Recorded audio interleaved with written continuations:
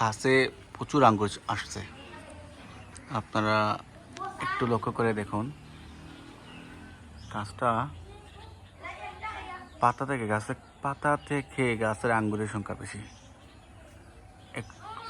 একটু ভালো করে লক্ষ্য করুন। রিজিকের মালিক আল্লাহ। দেখুন অবস্থা, আল্লাহ যখন দেয় দু হাত ভরে দিয়ে দেয়। দেখেন এইটুকু গাছের মধ্যে কি পরিমাণ আঙ্গুর।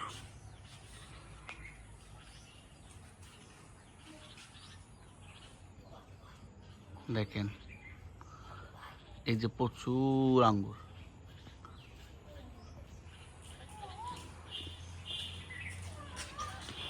একটু পরিচর্যা করলে, একটু যত্ন নিলে